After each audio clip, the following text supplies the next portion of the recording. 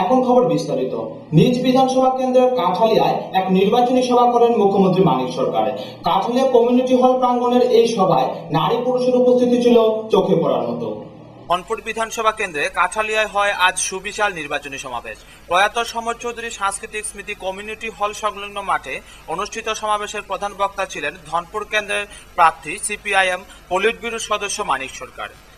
আজ বেলা দুটোতেই লাল নিশান উড়িয়ে ব্যান্ডের তালে তালে কয়েক হাজার জাতীয় উপজাতি নারী পুরুষ এসেছেন দূর দূরান্ত থেকে প্রিয় নেতার মুখ থেকে আলোচনা শুনতে। মাঠ ছিল ভিড়ে ঠাসা, বাজার এলাকাও ছিল জমজমাট। লাল ঝান্ডার সমাবেশের টানে তাতানুরুদেই দুপুর থেকে ঘর ছেড়েছেন জগৎরামপুর, রঘুনাথ ধেপা, মুরাসিং পাড়ার উপজাতি নারী পুরুষ। নির্বাচনের দোরগোড়ায় দাঁড়িয়ে রাজ্যের মুখ্যমন্ত্রী মানিক সরকার সমাবেশে জনগণের উদ্দেশ্যে বলেন, কংগ্রেস আমলে অনাহার অত্যাহারের দিনগুলি ও আধা ফ্যাসিস্ট স্বৈর সন্ত্রাসের অভিজ্ঞতা ভুলে গেলে নিজের পায়ে কুড়ুল মারবেন।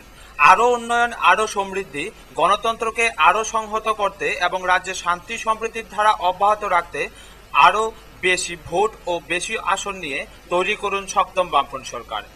মানিক সরকার বলেন, আর 5 দিন পর ভোটাররা নির্বাচিত করবেন ত্রিপুরা কোন দিকে যাবে, শান্তির পথে না হিংস্রতার পথে চলবে। সন্ত্রাসবাদ সম্পর্কে বলেন, এই দলের কাজ কি মানুষ জোট রাজত্বের অভিজ্ঞতায় দেখেছেন।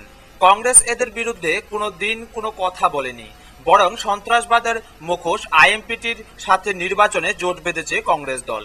তিনি বলেন, রাজ্যের মানুষ অত্যন্ত সচেতন, আপনারা নির্বিঘ্নে আপনাদের অধিকার প্রয়োগ করে সপ্তম বামফ্রন্ট সরকার গড়ুন।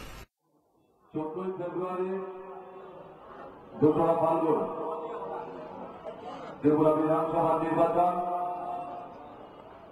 এই নির্বাচনের মধ্য দিয়ে ঠিক হবে আগামী 5 বছর ত্রিপুরা কোন পথে চলবে,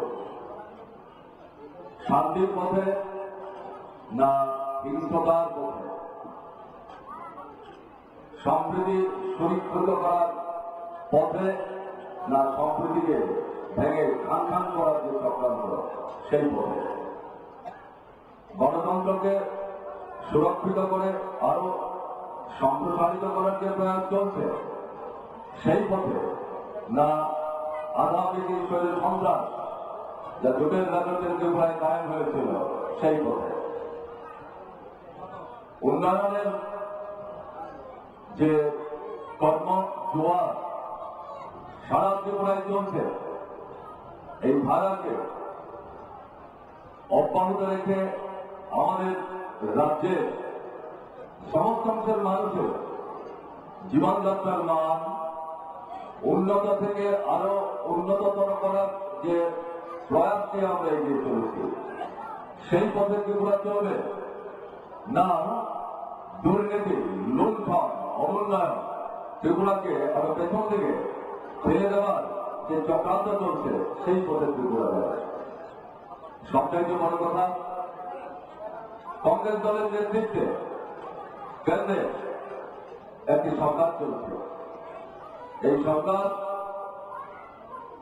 কৃষকদের বিরুদ্ধে, ক্ষেত মজুরদের বিরুদ্ধে, শ্রমিকদের বিরুদ্ধে, বেকার ছেলে মেয়েদের বিরুদ্ধে, ছোট মাঝারি ব্যবসায়ীদের বিরুদ্ধে, উপজাতিদের বিরুদ্ধে, তপশিলি অংশের মানুষের বিরুদ্ধে, ওবিসি অংশের মানুষের বিরুদ্ধে, ধর্মীয় ভাষাগত। আরও উপস্থিত ছিলেন দলের বিভাগীয় সম্পাদক মানিক দাশগুপ্ত, সম্পাদক মণ্ডলীর সদস্য বিষ্ণু ত্রিপুরা ও অঞ্চল সম্পাদক সুভাষ দেব। কাঠালিয়া থেকে নারায়ণ বৈদ্যের রিপোর্ট, খবর ত্রিপুরা। আসন্ন বিধানসভা নির্বাচনকে অবাধ এবং শান্তিপূর্ণভাবে সম্পন্ন করতে ও অনুপ্রবেশ ঠেকাতে সীমান্তে সীমান্ত বাহিনীর জওয়ানরা চালাচ্ছে পহরা ও টহল। আসন্ন বিধানসভা নির্বাচনকে অবাধ এবং শান্তিপূর্ণ করতে এবং সীমান্তে অনুপ্রবেশ ঠেকাতে ভারত বাংলা আন্তর্জাতিক সীমান্তে চলছে কড়া নজরদারি। সুনামুড়া মহকুমায় 76 কিমি আন্তর্জাতিক সীমান্তে চলছে কড়া নজরদারি। সীমান্ত জওয়ানরা তার কাটা বেড়া সংলগ্ন রাস্তায় দিনরাত নজরদারির পাশাপাশি চলছে সীমান্ত বাহিনী জওয়ানদের টহল।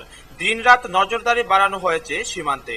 অনুপ্রবেশের পাশাপাশি যাতে কোনো অপ্রীতিকর ঘটনাও সীমান্ত এলাকায় সংঘটিত হতে না পারে।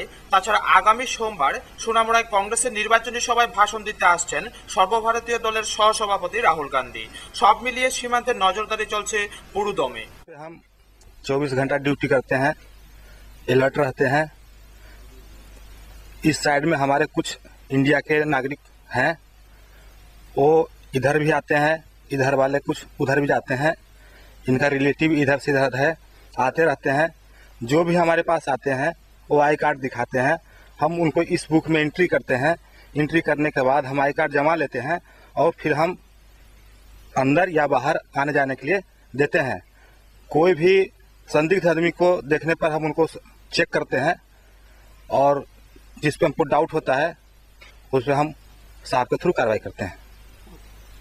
लेकिन थोड़ा हम ज़्यादा अलर्ट रहेंगे जिससे कि कोई काउंटर पार्ट का आदमी अंदर ना आ पाए, अंदर आकर कोई ऐसा घटना ना कर दे जिससे हमारे फौज की बदनामी हो। जो हमारे इंडिया के नागरिक हैं जिनको मताधिकार है वो आएंगे, ভোট देंगे और वापस जाएंगे।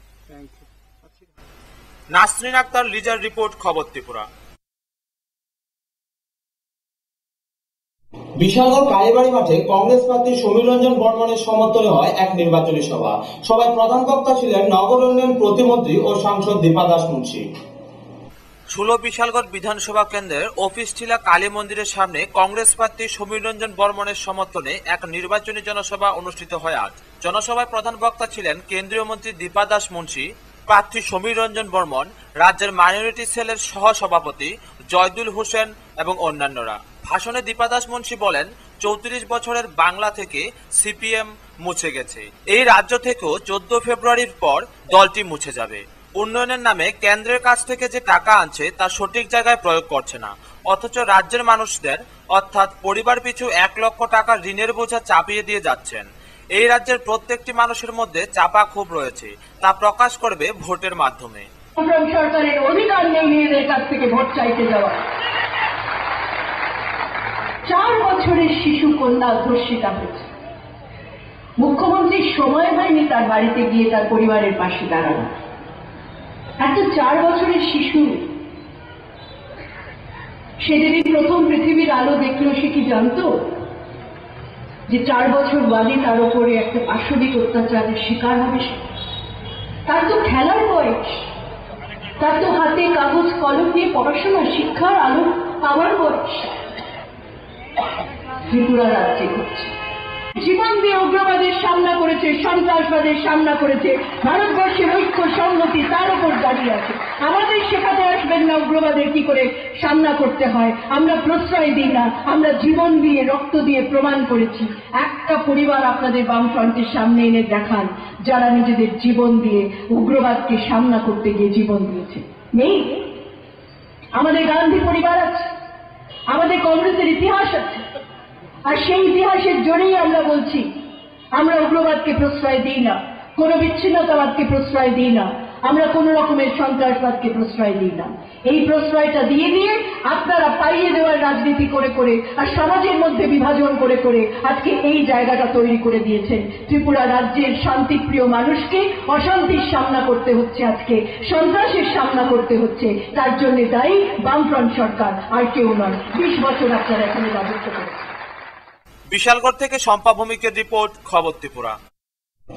প্রদেশ কংগ্রেস ভবনে এক সাংবাদিক সম্মেলনে হরেকৃষ্ণ ভৌমিক বলেন, নির্বাচনী কাজে নিযুক্ত সরকারি কর্মচারীদের পাশাপাশি স্টেট রাইফেলসের 2nd ব্যাটালিয়নের 470 জন কর্মচারীরাও ব্যালট ভোটের সাহায্যে ভোট প্রদান থেকে বঞ্চিত হয়েছেন। ত্রিপুরা প্রদেশ কংগ্রেস ভবনে গতকাল অনুষ্ঠিত হয় এক সাংবাদিক বৈঠক। এই বৈঠকে উপস্থিত হরেকৃষ্ণ ভৌমিক বলেন, নির্বাচন কমিশনের নিয়ম অনুযায়ী যে সমস্ত সরকারি কর্মচারী ভোট গ্রহণ কাজে নিযুক্ত হয়েছেন তারা ব্যালট ভোটের সাহায্যে ভোট প্রদান করতে পারবেন, কিন্তু এক্ষেত্রে বহু কর্মচারী ভোট প্রদান করতে পারছে না।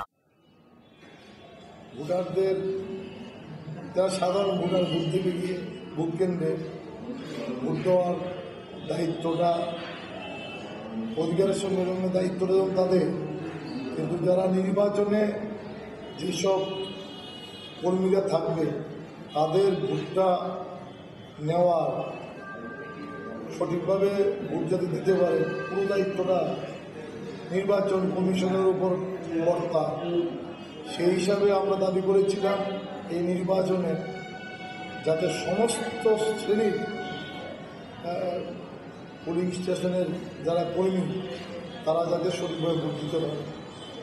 আপনারা প্রথম থেকে দেখেছেন যে আমরা ভোটটা যখন শুরু হলো নির্বাচনী কর্মীদের জন্য আমাদের কাছে খবর আসতে থাকলো অনেকেই ভোট দিতে পারছেন না, ব্যালট আসেনি, আরও ফর্ম 12-11 এগুলি ঠিকমতো ফিল আপ হয়নি।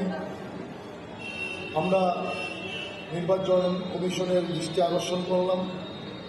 পরবর্তী সময় ওনারা বললেন যে 9 তারিখে যেটা ঘোষণা করলেন ডিএম সাহেব, যারা ভোট দিতে পারেনি দিতে পারবে।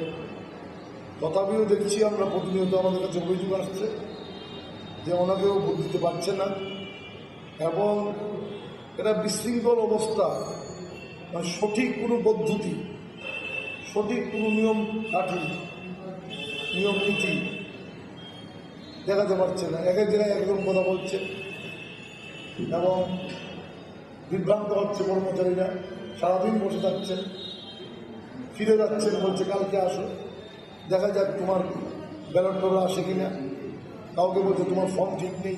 এগুলি কেন হবে? এই বিভ্রান্তিটা দূর করতে হবে, কারণ তারা নির্বাচনে প্রক্রিয়ায় অংশগ্রহণ করেছে এবং তাদের ভোটদানের অধিকার দিতে হবে। আমরা আজকে অভিযোগ পেয়েছি। এই বিষয়কে বিশ্লেষণ করে তিনি বলেন, ত্রিপুরা স্টেট রাইফেলসের 2nd ব্যাটালিয়নের 470 জন কর্মী এ বিষয় থেকে বঞ্চিত হয়েছে। পাশাপাশি তিনি আরো বলেন, নির্বাচন কমিশনের নিয়ম অনুযায়ী কোন রাজনৈতিক দলের পক্ষ থেকে ভোটার স্লিপ বিতরণ নিষিদ্ধ থাকলেও 58 নং পানিসাগর কেন্দ্রে শাসক দল এই নিষেধাজ্ঞা পালন করছে না। 513 জন ভোট দিতে পারেনি। এখন রিজন বেস্ট নন্দুয়া ইলেকশন কমিশন।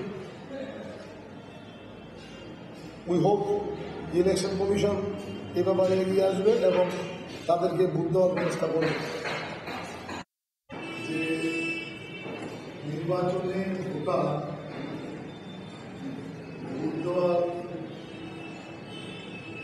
তাকে এনশিওর করা, ভোট দেওয়ার দায়িত্বটা সেই ভোটারের, কিন্তু যারা নির্বাচনের দায়িত্বে করবে, যারা কর্মী, সেই সব ভোটারদের ভোটটা গ্রহণ করার পুরো দায়িত্ব নির্বাচন কমিশন।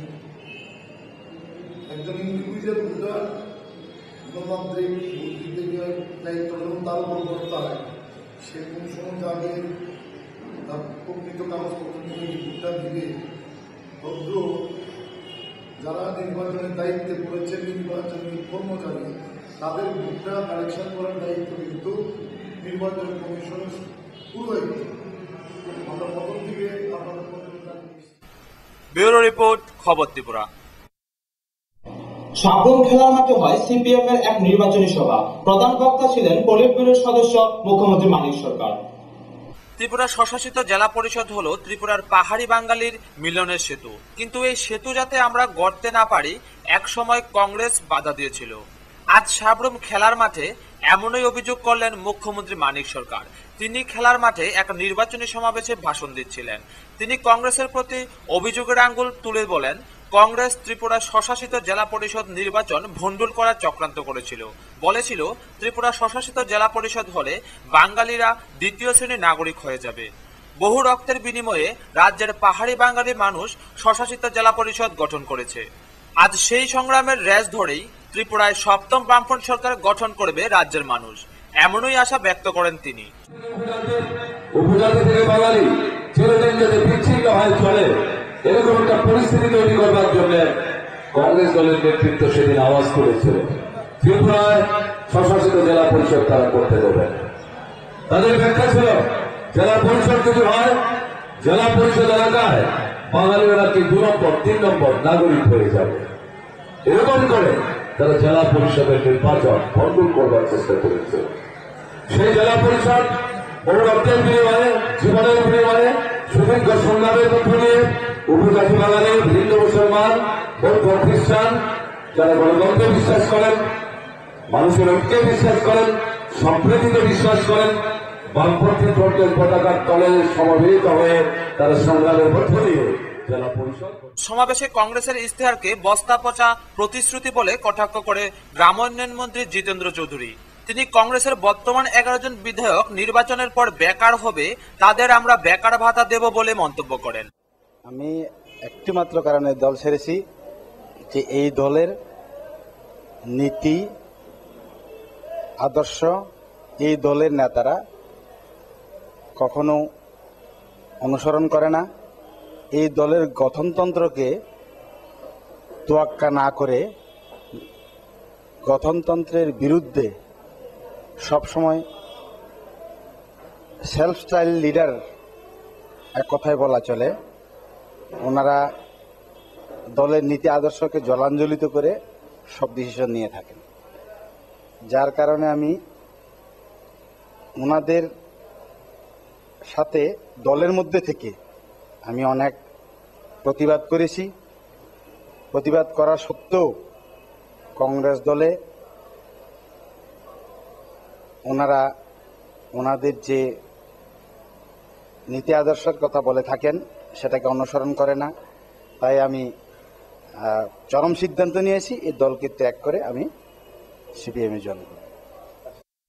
মনু ও সাবরুম বিধানসভা কেন্দ্রের অসংখ্য মানুষ এই সমাবেশে যোগ দেন। মনু কেন্দ্রের প্রাক্তন কংগ্রেস নেতা চন্দন ত্রিপুরার নেতৃত্বে 64 জন কংগ্রেস কর্মী কংগ্রেস ছেড়ে সিপিএম দলে যোগ দেন।